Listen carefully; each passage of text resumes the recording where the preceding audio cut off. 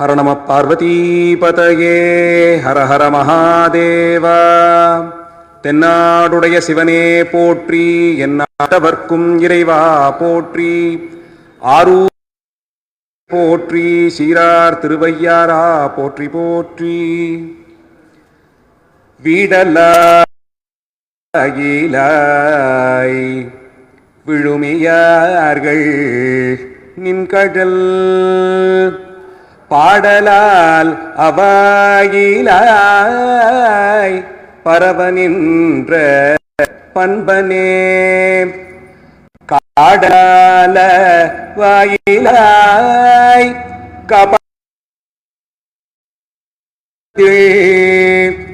கூடலால வாயிலாய் குலாயன கொள்கையே.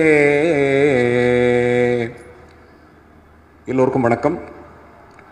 எல்லாம் வல்ல ஆரூர் அஜபா நடன கமலவசந்த தியாகராஜ பெருமான் திருவருளையும் இமையாளும் தர்மயாதீன குருமகா சன்னிதானங்களுடைய பொன்னார் திருவடிகளையும் சிந்தித்து, on this very auspicious day of the second Monday of the second Somavaram of Kartike month, the city of Bhagnanagaram has earned yet another Bhagyam by the prestigious presence of His Holiness Srila Sri Gurumaha Sannidhanam of Dharmapuram Adinam. Why are Saiva Adinams celebrated wherever they go? In our country, a civilization that ranges at least 5 millenniums back, the Vedic traditions that evolved over so many centuries, a tradition which has been interpreted in many different ways.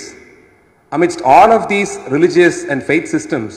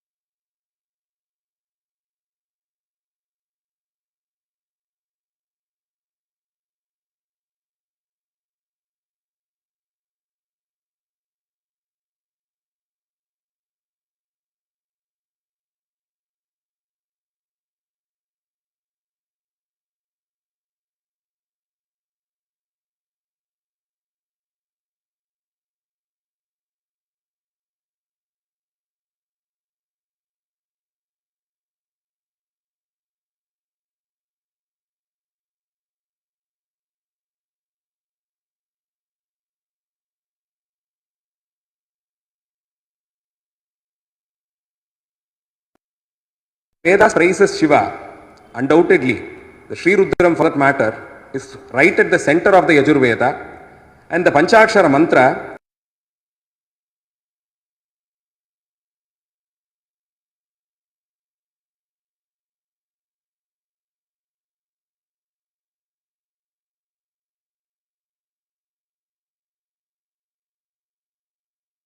ஆகிற விருட்சம் வளர்ந்தது என்று சொல்லப்படுகிறது. அப்படி வேத விருட்சம் எல்லோருக்குமானவற்றையெல்லாம் வழங்கியிருக்கும் வேளையிலே ஆகமங்களுக்கு தனியே ஒரு காரணம் என்ன ஏற்பட்டது? எல்லாம் வல்ல பரம்பொருள் வேதங்களை வழங்கி அருளி அதை வாசித்து தெளி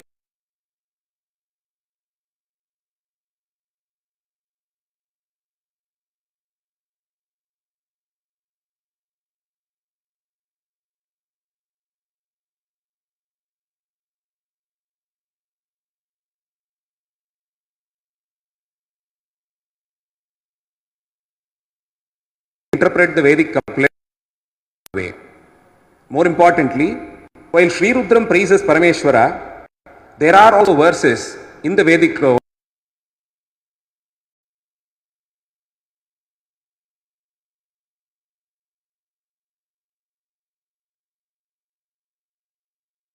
deeper sense, as in, while Indra is being monsoon,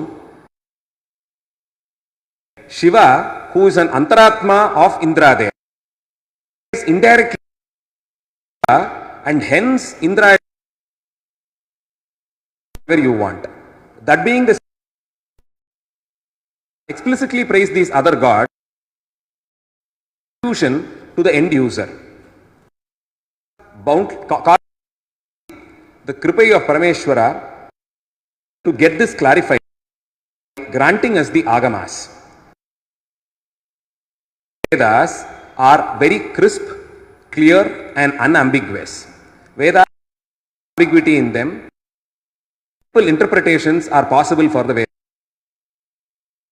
Extremely, very point without a pick in it. And hence the Agamas are praised one step ahead of the Vedas. Inclusive.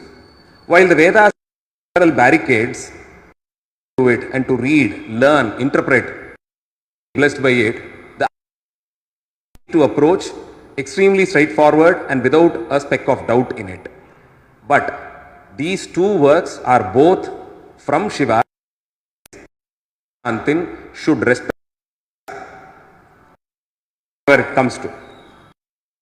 The rest are time and again emphasized by a Shaiva. All our Tevaram Acharyas stress the importance of that they demand. Says Sundaramurti Swamigal, there will not be a point dharma. I will never stand against the Vedic priests. This is a promise made by and hence accepts school of thoughts, Vedas with utmost respect, lens of the Agamas. Agamas, the Vedas, and that is extract of the Vedas to be so a set of common literature, so and several Upapuranas, the two, all these texts which are used by all faith systems.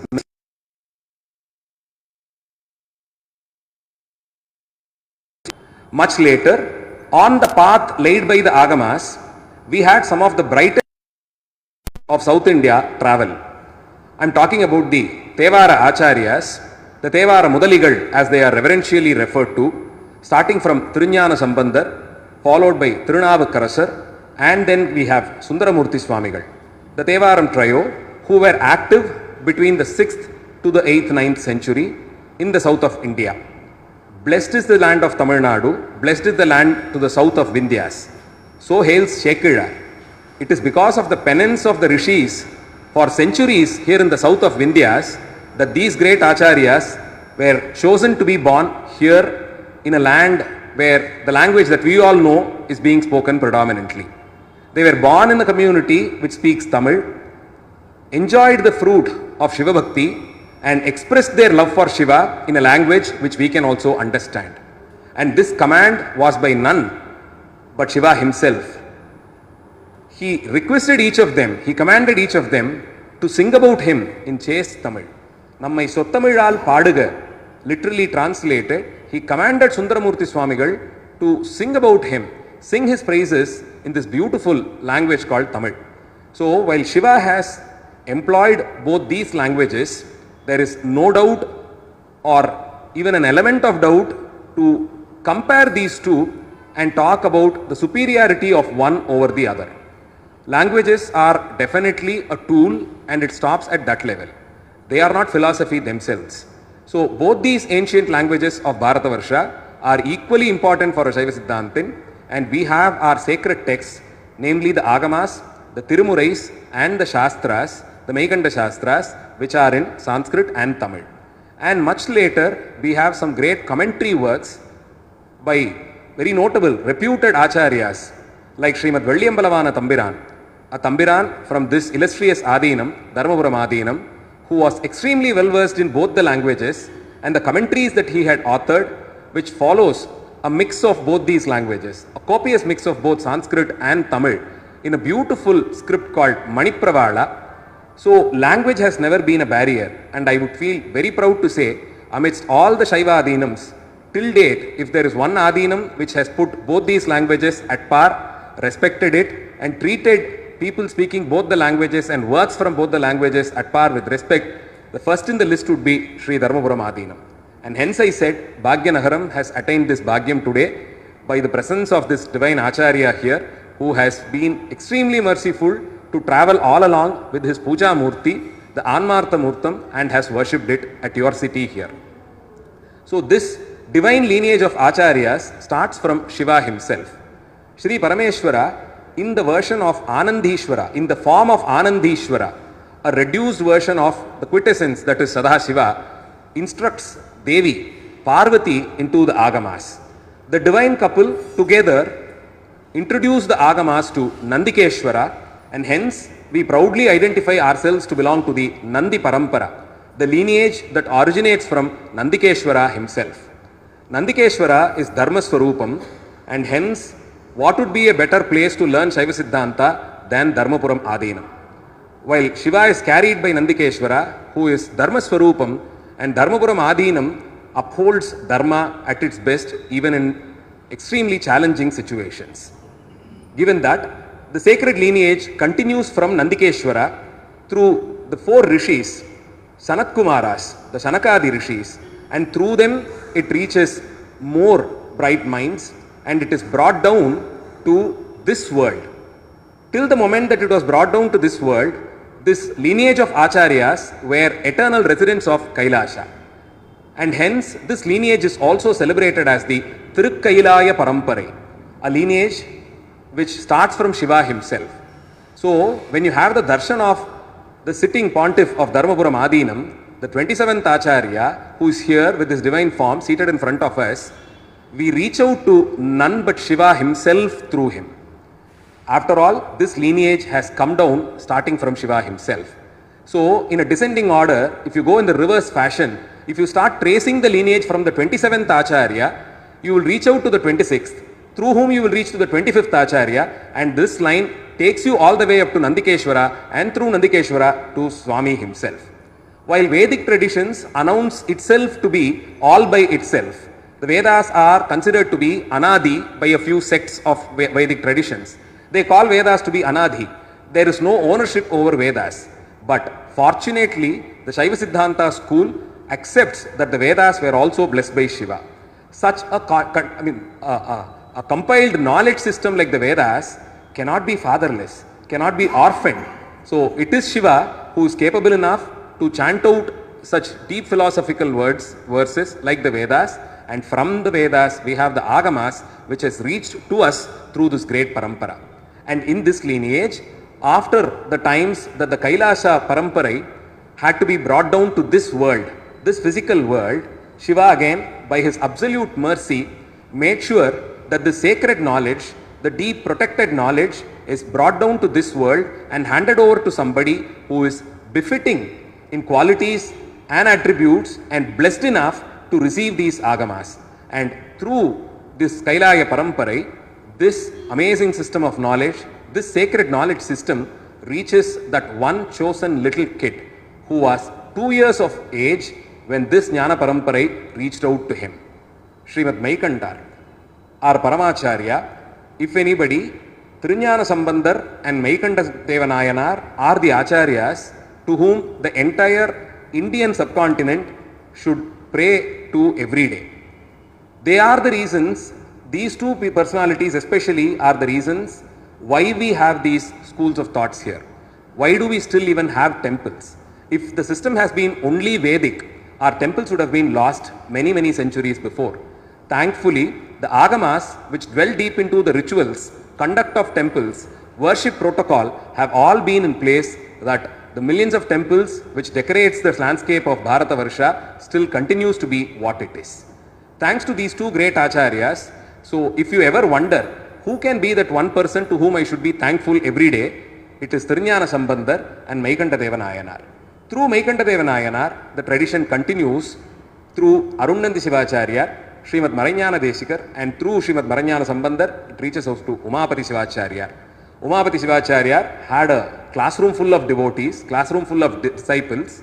Each of them branched out into different paramparas. So the Jnana Paramparai kind of multiplies from around the 15th century, end of 15th century. So all of this that we have been talking about tracing the lineage happened till the 1500s, and from around the 1500s we have one such school which traces its origin back to Umapati Shivacharya, starting with Kamalai Jnanaprakasa Paramacharya, who was a resident of Thiruvarur, Kamalalaya Kshetram, and he has his own Jnana Paramparai, which bridges the gap between him and Umapati Sivacharya.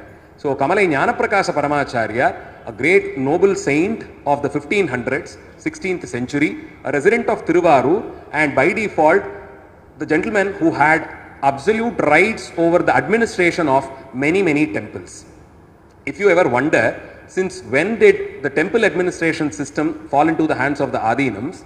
Not that it was somewhere midway through, but the temple's administration are all bestowed upon the Adinams, and even before the first Acharya of Dharmapuram Adinam came in, his Paramacharya, his Paramaguru, Kamalai Jnanaprakasar, had the temple administration rights of many temples, including Thiruvarur Sri Tyagaraja Swami Devasthanam, which was bestowed upon him through his Jnana Paramparai. And this Kamalai Jnanaprakasa Paramacharya's works are an absolute treat to anybody who attempts reading it. Then we have the Sthapanacharya, the first Acharya of Dharmapuram Adinam, who was born in a very beautiful ancient town called Srivilliputturu in the Pandya country, very close to Madurai. He, along with his parents, when he was very young, made a trip to Madurai to have a darshan of Sri Sokanatha Swami, Sundareshwara and Meenakshi Amba. This little kid, after having the first darshan of Sundareshwara and Meenakshi Amba, felt that he is no more bonded to his parents, and his eternal parents are none but Sundareshwara and Meenakshi Devi. Convinced, requested, tried to convince, and then finally he won to convince his parents to leave him at Madurai at that moment. There is nothing more which binds us together. The time is ripe. I have now understood that my parents are not just you. You might be my biological parents, but my eternal parents are Sri Sundareshwara and Meenakshi Devi. He took leave of them. The parents, after failing to convince the little kid, left to Srivilliputturu, and the temple became his resident, and the inmates of the temple, Sri Sundareshwara Swami and Meenakshi Amba, became his parents. Under their tutelage, this little kid was groomed. One fine morning, he observed many Shaiva devotees performing their Nitya Anushtana and Shiva Puja at the banks of this sacred tank called Pottramaraikulam, the tank inside Meenakshi Amman temple, on the banks of which there used to be a tradition that people who have been initiated into Shiva Puja sit there and perform their Nitya Shiva Puja. Taken by it, fell in love with this tradition of worshipping Shiva, he ran to his eternal father, Sundareshwara, and requested him to teach how to perform a Shiva Puja and to in fact first help him with the Shivalingam. And Swami directed him to the northeast corner of the tank and said, go stand there, dig deep with your hands and you will get what you deserve. And so did Guruñana Sambandha Paramacharya Swamigal, went to that exact spot as directed by Swami, and there he discovered the Sokkalinga Murti, the Shentamil Sokkanatha Peruman as he is called, a Spatikalinga Murti who has been worshipped by Guruñana Sambandha Swamigal, and through him till the 27th Acharya who finished his worship today morning. So an uninterrupted lineage of 500 years of worshipping a Linga Murti is something extremely exclusive that you don't get to see in many other religious institutions. Every single day in the last 500 years, come what may, the sun might rise or not, the daily rituals to Sendamil Sokkanatha Swami, in the way that it was conceived by Guruñana Sambandha Paramacharya himself, has been conducted for 5 centuries at best. Now, isn't this good enough reason to fall at the feet of this Acharya, to hail him and reach out to Shiva through him? For us to take charge of one Shivalinga Murti and do the rituals in one lifetime, as such, maybe for a couple of decades, is quite a challenge. Forget about handing it over to the next generation. We might not know what they will do with it. But here you have an institution, an Acharya who heads it as the 27th Acharya, wherein this Sendamil Sokkanatha Peruman, the Spatikalinga Murti, has been in worship for 5 centuries at a stretch without one day of even taking a break. And he was overwhelmed by this Murti, was extremely happy. In fact, the Murti was presented to him in a nice box, the Kovil as we call it. He ran to the shrine of Sundareshwara, thanked him and asked him, now teach me how to do the puja. Swami said, now my duty is to only give you myself. You reached out to me, I have given you myself. Now to be initiated into it and to be taught the traditions, you need to reach out to a Sadhacharya. And that is where we understand the importance of reaching out to Swami through an Acharya. There you have Guruñana Sambandha Swamigal, who had a capacity to converse with Sundareshwara. But what did Sundareshwara do? Directed him to an Acharya. Now you might understand why is it so important in Shaiva Siddhanta to reach out to Swami through an Acharya. Out of ignorance, we might argue, if God is everywhere, if He is omnipresent, He can understand any language, why can't I directly approach Him? Well, you are free to do it, nobody stops you. But when you go there with your own identity, there are high chances that He might open out His ledger book to check out on your accounts and treat you the way you will have to be treated. But when you go through an Acharya, because of his costless mercy and the pious devotion that the Acharyas have, he might have some lenience on us. That is why we reach out to Swami through an Acharya. And hence, Guruñana Sambandar was directed to Thiruvarur Kshetram, Kamalalaya Kshetram, and he was asked to go to the shrine of Dakshinamurti inside the temple campus and said, your Acharya will be waiting there. And the same day, that night, Swami appeared in the dreams of Kamalai Jnanaprakasa Paramacharya and told him that a calf who is to be groomed well is approaching you, the mother cow. Be ready tomorrow morning. And as Swami was visiting the shrine of Dakshinamurti in the temple of Thiruvarur Tyagaraja Swami, Guruñana Sambandar came with the Sendamil Shokanatha Peruman, the Murti, and fell at the feet of his Acharya. At that moment, he felt like a calf reaching out to its mother cow. And the warmth was so welcoming that he considered him to be his father from then on. And Kamalai Jnanaprakasa Paramacharya groomed him so well, initiated him at the required levels, taught him all the texts, and one fine evening, he was, along with his disciples, went to Tyagaraja Swami's Ardhajama Darisana. Tyagaraja Swami temple is supposedly the most ancient temple, the capital city of Shaiva Siddhanta tradition. There the Ardhajama Utsavam is very special. And as the rituals got over, Kamalai Jnanaprakasar was completely absorbed in Shiva, that he forgot that he is accompanied by his own disciples. Guruñana Sambandar was put in charge of carrying the torch, a lamp lit in front of his Acharya. Engrossed in the worship of Tyagaraja Swami, after returning home, as he entered the pavilion, he requested or commanded Guruñana Sambandar to wait there. He was completely engrossed in the thoughts of Tyagaraja Swami. There was no sense of thought that his disciples are following him. Saying so, commanded that way, he walked in, only to know that Guruñana Sambandar has been waiting outside the door all night through. When the next day morning came, the Guru Patni came out of the house to draw the kolam there in the floor, and that's when she noticed Guruñana Sambandar has been standing there all night through, holding the lamp which has managed to be lit all night through, and it had rained that night, and even that rainwater did not spill on Swami. Seeing this, she invited her, Kamalai Jnanaprakasar. Swami came out to see that the time was ripe, that he should take up Acharyatvam, initiated him to be a Shaivacharya, and commanded that he goes to the Vilvaranyam, a forest full of Vilva Vriksham, in the northeast corner of Mayura Kshetram, Mailadurai, and he was commanded to go there. This little calf was not ready to be separated from his mother cow, cried his heart out, but at a level he realized, who am I to choose? Have I got a choice at all? Is there a choice for me? Never at all. I've enslaved myself at your lotus feet. Whatever you command is where I belong to. If you draw a line and ask me to stay away, I should be there. But his guru understood the Sishya's feelings and suggested that he come to Thiruvarur every Thursday, that he visits Thiruvarur every Thursday, the Guruvaram, and this tradition kind of continued. He reaches out to Vilvaranyam. There was the shrine of Dharmapurishwarar, which is still under the worship, the control of Dharmapuram Adinam, a Shivalinga Murti who was worshipped by Dharma, Yamadharma, later by Agastya and his disciples. When the time was up for the disciples of Agastya to leave Dharmapuram, that is when Guruñana Sambandar visits Dharmapuram and, as commanded by his Acharya, sets up a mutt there.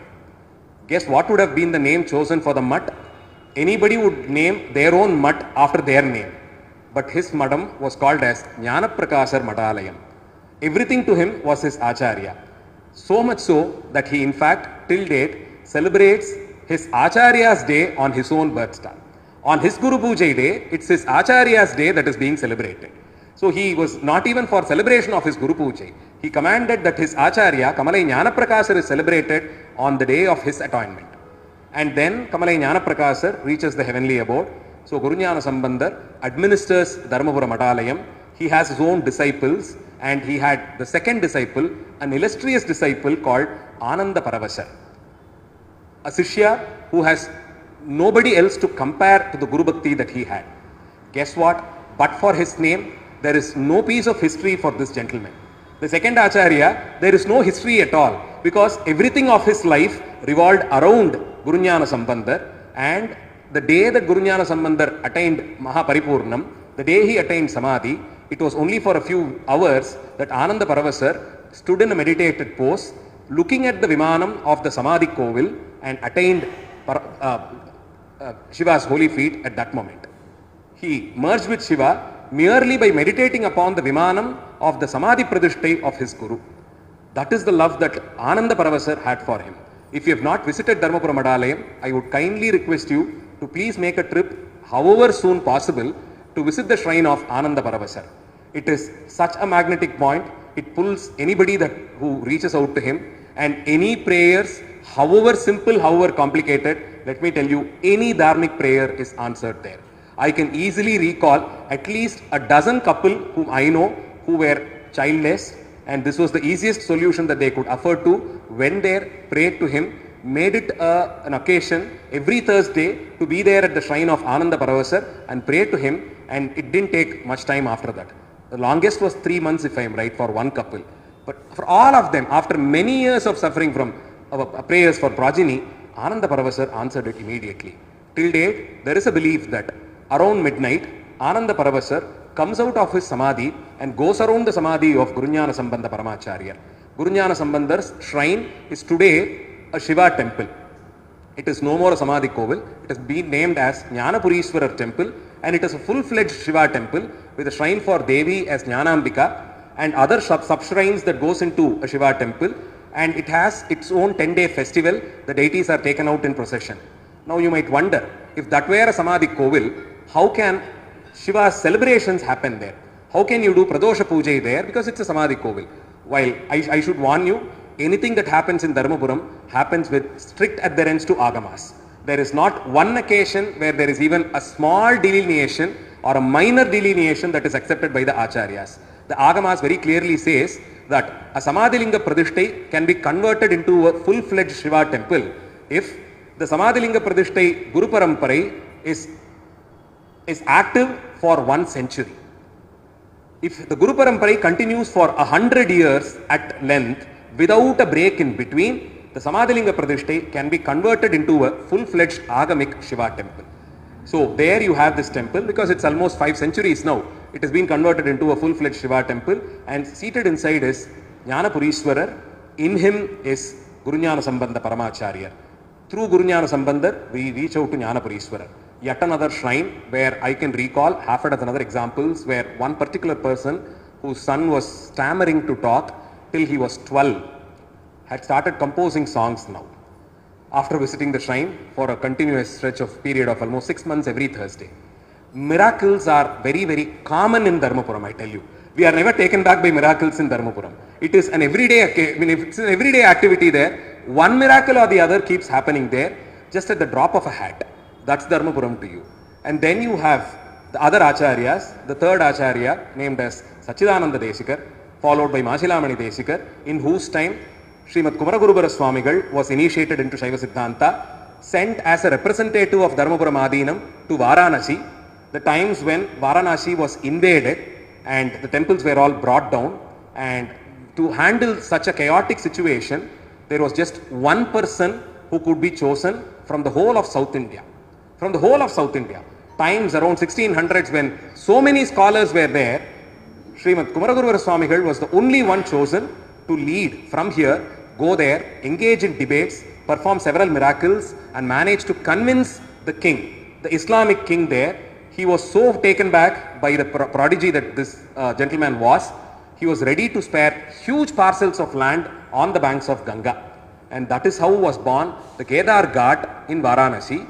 Even today, if you go to Varanasi, out of all the hundreds of Shiva temple there will be this one temple that houses a shrine for Tevara Nalvar, and that which is an Agamic temple, which is Kedareeswarar temple, with Devi being Gauri Ammai, which is under the control of Dharmapuram Adinam. a sub-madam which is called as Tiruppanandal Kashi Thirumadam. So the lineage kind of continues, branches out there. Then you have, starting from the 5th Acharya, several Acharyas who continue. And around the 7th and the 8th Acharya's time, several confusions did happen. One of which involves a Maratha king, the second Sarabhoji, who had camped in the outskirts of Dharmapuram on his pilgrimage to take a sacred bath in the oceans for the Amavasya Tithi of Magaramasam. On his way, he has camped there. And that night, when the bells in the Jnanapureeswara temple was being rung for the Ardhajama Puja, involuntarily this king stood up and prayed. Now that is called as Sishtachara.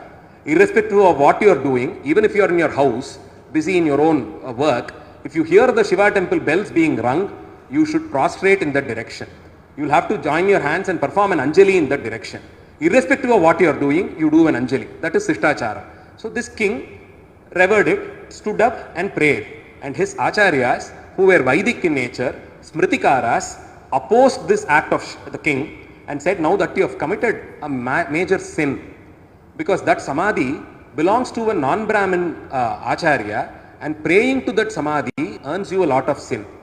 The king was taken back and he was worried. So he asked them for what would be the best solution to come out of the sin, to cleanse himself. They said, there is also a way to cleanse this. If you make sure that nobody else commits the same mistake, that by itself will become a prayachittam to it. By that they meant, command your people to go and demolish the Pradishtai there, demolish the Acharya's shrine there. And so did the king follow suit. There were people who were engaged to his own commanders who went there with equipments to bring down the temple. And the Sishyas of the Acharya there, the Tambirans as we call them, ran to the Acharya, prayed to him and requested him to intervene at that level. Asked him what is to be done now. And guess what the Acharya did? He was not even shaken a bit by what was happening. His own Sthapanacharya's Samadhi shrine is being demolished and he was as cool as that. He said, if it is the divine will of Shiva, it shall happen. If the temples are going to be treated like this, I can only blame Shiva. Without his cause, without him being the cause, without his divine will, nothing happens. And he just engaged himself in a meditation and several miracles happened. The king lost his eyesight. People who tried to demolish it were paralyzed. And finally they took refuge in the feet of the Acharya and they were cleansed of their sin. And the king gave huge parcels of land as endowments exclusively for the Ardhajama Puja of Jnanapureeswarar temple. So again, the miracles continues and it goes on. Starting from around the 20th Acharya's time, the Adinam kind of developed into what it is today. Many temples came under the control of the Adinam. Many people were, the philanthropists came forward to make huge donations. Colleges were started, and in the last 100 years, the first half of the century being under the British rule, several court cases being fought to make sure that the temple rights are maintained, the temple properties are saved. And from the times of 24th and the 25th Acharya, especially a little before independence, many such problems caused by the East India Company and the Britishers were all sought out. And let me tell you, the court cases fought by Dharmapuram Acharyas were not exclusively for them. They represented all of the pontiffs, all of the Adinams, all of the Matams. Because the judgment that they are going to get will be effective for all the other similar Adinams and Matams. Selfless in fact it is.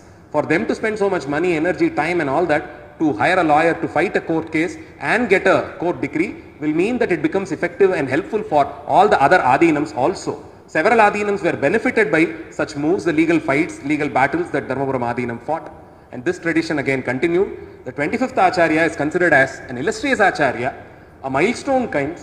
So this Swami, Srila Sri Subramanya Desika Jnanasambandha Paramacharya Swamigal, is also reverentially called as Kailai Kurumanigal, because amidst the thousands of saffron-robed sannyasis of south of India, he was the first to make a yatra to Kailasha. A physical yatra to Kailasha, went there and stayed on the holy occasion of Amavasya Tithi of Jeshta Masam, because the Shravana Masam. Because Shravana Masa Amavasya is believed to be the auspicious day that Appar Swamigal, Tirunavukarasar, was granted the divine vision of Kailasha at Thiruvayyar. So on that very special day, he was there at Tirukailayam, and hence he is called to as Kailai Mamunigal, Kailai Gurumunigal. And so this Acharya's time was when the Adinam expanded into the social sphere. Many schools, many colleges, hospitals, the first maternity ward in that entire district, the unified Tanjavur district, was sponsored by the Acharyas, opened out in Mailadurai, which is being refurbished now and going to be brought back to its original glory. So the 24th and the 25th Acharya's time was when press was started, a printing press was started. Thousands of books which had been lost, which would have been lost otherwise, were all brought back, whatnot. It just kind of continues. And then we had the 26th Acharya, and during his time, a very long tenure of his administration of that Adinam. Again, a lot of wealth was procured, reclaimed, and several temple Tirupanis were all conducted, restorations of several temples were done, many volumes published, an important set of volumes being the first and the foremost attempt to author commentaries for all the thousands of songs in the 12 volumes of Tirumurai, publishing it and releasing it. Let me tell you, Dharmapuram Adinam takes the credit of having copies of Tirumurai made in all possible mediums. Ever since human history, we've had traditions of writing in several mediums.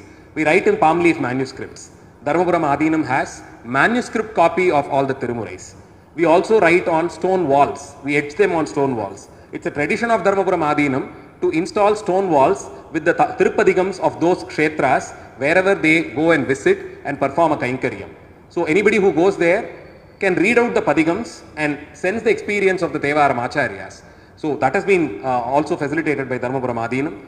They were the first to publish all the 12 Tirumurais in paper, in medium, in ink, paper and ink. And they were the first to bring out the commentaries for all the 18,000 odd songs of the Tirumurais and publish it into different volumes. And as technology changed, the Dharmapuram Adinam Acharyas were the first to take it to a digital world, facilitated a website, tevaram.com, which is the one-stop solution for all the 12 Tirumurais. In fact, the homepage has the image of Dharmapuram Acharyas, and by their divine command, that website was even started. And then when we had to switch over to an app, Dharmapuram Adinam came out with the first ever designed app for all the 12 Tirumurais.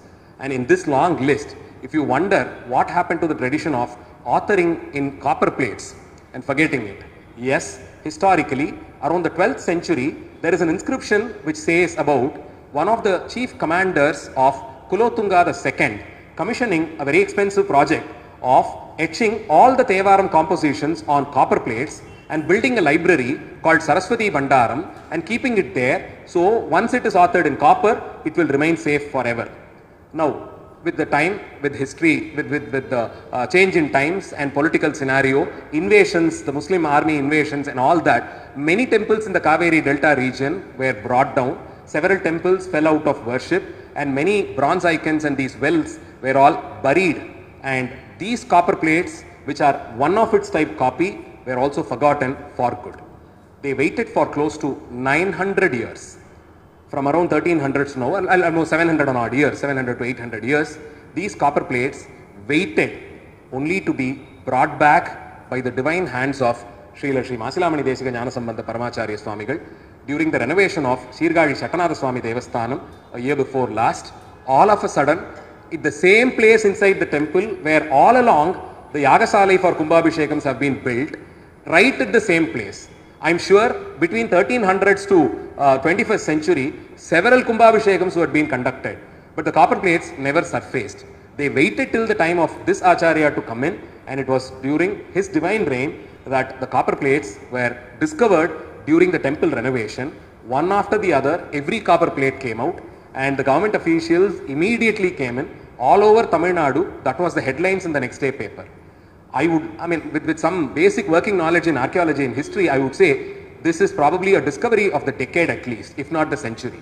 Because there is no substitute to this set of copper plates with Tevaram versus etched on it. This is only one copy available in the whole world, and that, by the divine command of Parameshwara, is in the hands of Dharmapuram Adinam. Miracles after miracles are something very, very common. Now, the prelude that Swami gave as an introduction to this class is the syllabus that we explore in a coursework which expands for 4 years. What we teach in 4 years of classwork is what Swami lectured in less than 15 minutes. This is the proficiency, this is the exemplary nature of Acharyas of Dharmapuram. Many people think that I belong to a traditional family which is attached with Dharmapuram. Not at all. I have absolutely no connection with Dharmapuram. I was the first person in my family to be initiated into Siva Diksha. out of nowhere, I was invited into the Adinam by the 26th Acharya, which was facilitated by Swami. And I was a very, very subnormal person, a complete laukika. I was just minding my own business, doing my college works, and I was like anybody else. Today, my life has changed completely. Yeah, so it has taken twists and turns. I don't have a full-time job now. My only job now is to teach Shaiva Siddhanta. If you ask for my profession, yes, that is what I've been doing. And I am what I am at this moment completely by the benign blessings of Dharmapuram Acharyas. Let me tell you, I am not trying to market Dharmapuram. Absolutely, there is no need for it. But if there is anybody at whose feet you can seek solace, at whose face you can see compassion, by whose divine touch you can feel Shiva himself, he is sitting right in front of you. I wish more people are benefited by the divine darshanam of Sannidhanam, and more people from this Bhagyanagaram get the bhagyam of being associated with Dharmapuram Adinam. And the classes, as Swami said, the first and the foremost Shaiva Siddhantam classes were introduced by Dharmapuram Acharyas, and they made it as an evening college to help people who were professionals also to learn Shaiva Siddhanta. That tradition goes beyond oceans today. It is happening in several countries outside India and inside Tamil Nadu and in other places also. Very happy that yet another center is being opened here in the south of India, in Hyderabad, and more people to be benefited through it. If there is any barricade for learning, our Swami will have a solution for it.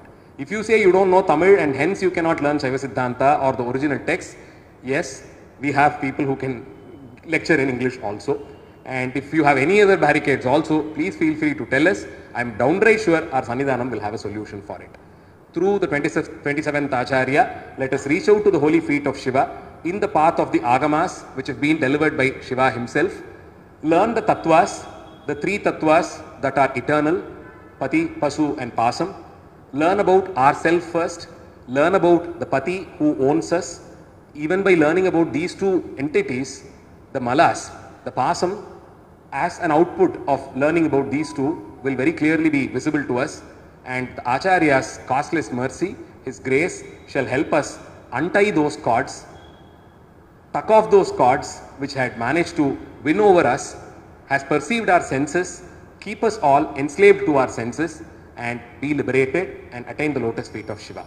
I'd like to recall that it was on a similar second Somavara of the Kartika month, exactly 3 years before, that Sannidhanangal initiated me into Nirvana Diksha.